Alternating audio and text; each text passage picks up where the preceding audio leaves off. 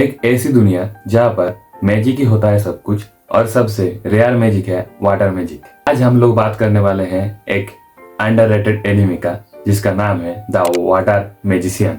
Episode की शुरुआत में हमें एक बड़ा सा जंगल दिखाया जाता है जहाँ पर एक छोटा सा घर था। उस घर के अंदर रियू नाम का एक लड़का सो रहा था। तभी हम देखते हैं वो उठ के बाहर आने लगता है। फिर हम देखते हैं वहाँ पर 2 बुक और एक चाकू पड़ा हुआ होता है। फिर रियू बाहर आता है और अपने हाथ से वाटर बॉल का मैजिक करने का ट्राई करता है, लेकिन वो नहीं कर पाता। फिर सीन चेंज होता है और हम देखते हैं रियू एक एंजल से बात कर रहा था। वो एंजल रियू से उसका नाम पूछता है। रियू बताता है मेरा नाम रियू है। वो एंजल रियू को बताता है कि मुझे पता है तुम्हारा एक एक्सीडेंट में मौत हो गया था, तुम्हारे इस दुनिया में पुनर्जन्म हुआ है। वो रियू को यह भी बताता है तुम जैसे चाहो ऐसे यहाँ पर लाइफ जी सकते हो। रियू कहता है तो फिर मुझे सोलो लाइफ जीना है। एंजल कहता है तो फिर ठीक है, तुम एक ऐसे दुनिया में पुनर्जन्म करने वाले हो जहाँ पर मैजिक ही सब कुछ है।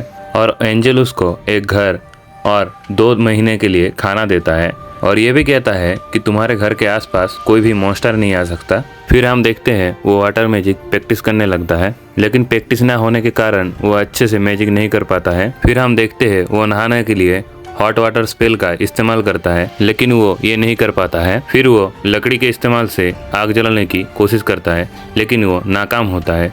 फिर वो सोचने लगता है कि कैसे ये कर सकता हूँ मैं। तभी वो पानी को बर्फ में ट्रांसफर करने की कोशिश करता है। वो अपनी प्लान पे सक्सेसफुल होता है। फिर वो एक आइस के टुकड़े को इस्तेमाल करके आग जला देता है। फिर हम देखते हैं वो रात को अकेले नहा रहा था। फिर खाना खाने के बाद वो सोने चला जाता है। फिर हम देखते हैं दूसरे दिन वो सुबह उठते ही ट्रेनिंग करने के लिए चला जाता है, लेकिन वो अच्छे से वाटर मैजिक का इस्तेमाल नहीं कर पाता है। तभी हम देखते हैं वो एंजल की बातों को याद करता है। एंजल ने उसको बोला था कि तुम जैसा इमेजिन करोगे वैसा ही मैजिक होगा। वो इमेजिन करने लगता है और थोड़ा बहुत मैजिक में माहिर हो जाता है। फिर वो अपने इमेजिनेशन से बहुत सारा मैजिक का ट्राई करता है। फिर वो वाटर बुलेट का इस्तेमाल करना सीख जाता है। ऐसे ही वो दूसरे दिन आइस स्लैश अटैक करना भी सीख जाता है, लेकिन ये बहुत स्लो अटैक होता है और इसे वो कंट्रोल भी नहीं कर पा रहा था ठीक से। उस दिन कुछ ज़्यादा ही मेहनत करने की वजह से वो नीचे गिर जाता है। फिर वो खाने के लिए चला जाता है। फिर उसे याद आता है कि खाना सिर्फ 2 महीने के लिए है, उसे खाना खत्म होने के बाद शिकार करने के लिए जाना पड़ेगा। फिर हम देखते हैं वो रात दिन बहुत ज़्यादा मेहनत करता है और थोड़ा बहुत मैजिक में माहिर बन जाता है। फिर एक दिन वो मैजिक बैरियर के बाहर शिकार करने के लिए जंगल में निकल जाता है। वहाँ पर उसे ग्रेनाइट सील का एक पत्थर मिलता है जिससे वो आग जला सकता था। फिर हम देखते हैं वो पीछे से कुछ आवाज़ आता है। पीछे देखते हैं एक बहुत ही बड़ा जंगली सुअर ने उसके ऊपर हमला कर दिया था। वह से हिल नहीं पाता, लेकिन कुछ भी करके वो लास्ट टाइम में वहाँ से हट जाता है और बच जाता है। फिर हम देखते हैं वो दोबारा हमला करता है, लेकिन इस बार रियू एक आइस स्लाइड बनाता है जिसके ऊपर दौड़ने के कारण वो फिसल जाता है। फिर आइस कॉन्शियस अटैक के कारण वो वहाँ पर ही मर जाता है। फिर सीन चेंज होता है। हम रियू को देखते हैं वो घर आके बुक में कुछ पढ़ रहा था। वो देख रहा था कि ड्रैगन बहुत खतरनाक होते हैं, वो अकेले ही एक देश को तबाह कर सकता है। वहाँ पर आकुमा नाम का एक परिस्थिति के बारे में लिखा हुआ था जिससे लड़ाई करने से पहले ही वहां से भाग जाने का चेतावनी दिया हुआ था। वो सोचता है। फिर दूसरे दिन हम देखते हैं वो जंगल जाता है फल तोड़ने के लिए। तभी हम देखते हैं उसके ऊपर अचानक से एक चिड़िया ने हमला कर दिया था। वो अपने आइस शील्ड से बहुत ही कोशिश करने के बाद बचता है। फिर वो उसके ऊपर दोबारा हमला करता है, लेकिन इस बार वो एक शील्ड बना के उसके ऊपर हमला करता है। फिर हम देखते हैं वो बर्ड सीधा रियू के ऊपर हमला करता है, लेकिन रियू इस बार आइस शील्ड से उसके आँख के ऊपर हमला कर देता है। फिर हम देखते हैं वो चिड़िया वहाँ से भाग जाता है। फिर वो रास्ता भटकने के कारण एक नदी में पहुँचता है जहाँ पर वो देखता है एक लेडी नाइट और एक हॉर्स को जिनका सिर नहीं था। फिर सीन चेंज होता है। हम देखते हैं रियू मछली पकड़ने के लिए नदी में जाता है। वहाँ पर उसे एक बड़ा सा सांप दिखाई देता है। वो उस सांप को आराम से हरा देता है। फिर वहाँ से कुछ मछलियों को पकड़ के वो घर ले आता है। फिर हम देखते हैं वो मैजिक प्रैक्टिस करने के बाद सीधा चला जाता है समुद्र में। वहाँ पर वो एक ऑक्टोपस से लड़ाई करने जाता है, लेकिन उसे पता चलता है कि उसका पावर उसको हराने के लिए काफ़ी नहीं है, इसीलिए वो किसी तरह से वहाँ से भाग जाता है। फिर हम देखते हैं वो एक न्यू मैजिक सीखता है जिसके इस्तेमाल से वो एक चट्टान को आराम से काट सकता है। फिर रात होता है और हम देखते हैं वो फिर से उस लेडी नाइट से फाइट कर रहा था। इस बार वो लेडी नाइट उसके ऊपर हमला करता है, एक ही हाथ से वो उसके ऊपर भारी पड़ रहा था।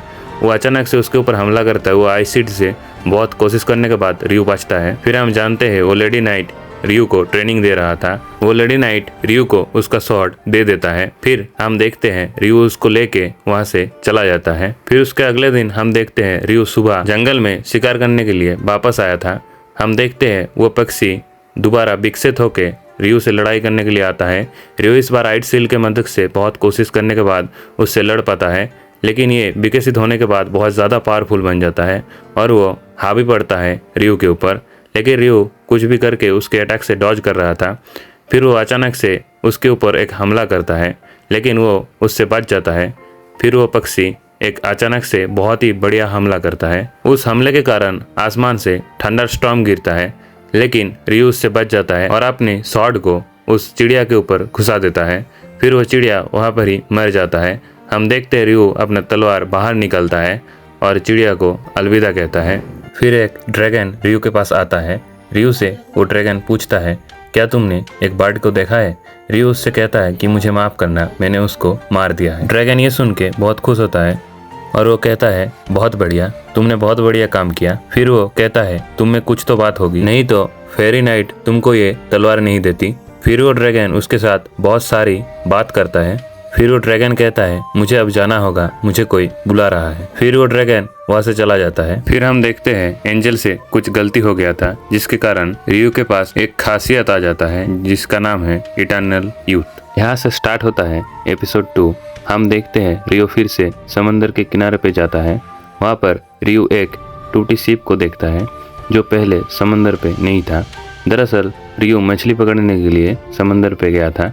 फिर वो शिप के पास जाता है। वहाँ पर उसे एक आदमी दिखाई देता है जो कि मरा हुआ था। रियो अपने पीछे भी एक लड़के को देखता है जो कि जिंदा था पर बहुत ज़्यादा घायल हुआ था। फिर सीन चेंज होता है और हमें दिखाया जाता है कि ऑक्टोपस ने इस शिप को डिस्ट्रॉय कर दिया था जिसमें ये लोग सफ़र कर रहे थे। उस लड़के को रियो घर लेकर आता है। कुछ समय के बाद उसको होश आता है। वो लड़का उठकर घर में घूमने लगता है। फिर वो दरवाज़ा खोल के बाहर आता है जहाँ पर वो रियो से मिलता है। रियो उससे पूछता है कि तुम अभी कैसे हो?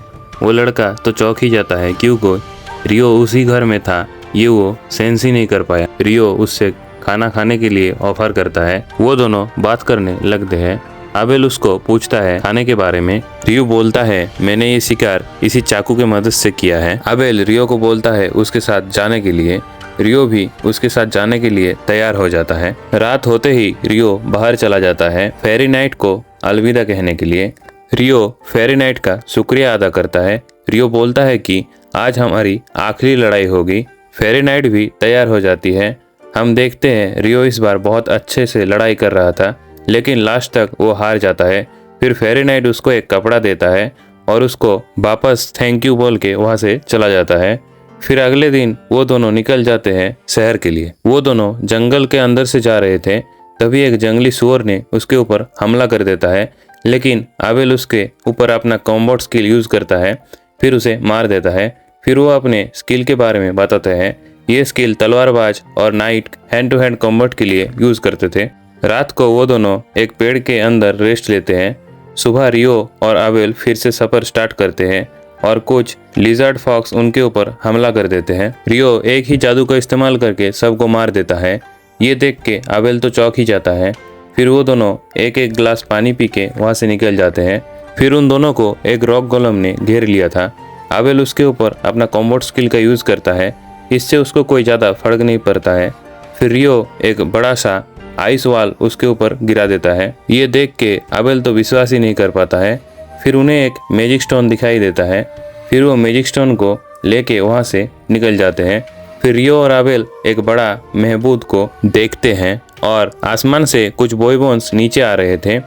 फिर हम देखते हैं उस महमूद के ऊपर उस बॉयबोन्स ने हमला कर दिया था, लेकिन वो महमूद एक ही अटैक में सभी बॉयबोन्स को वहीं पर ही मार देता है। फिर रात को वो दोनों खाना पका रहे थे और दोनों काफ़ी सारे बातें कर रहे थे।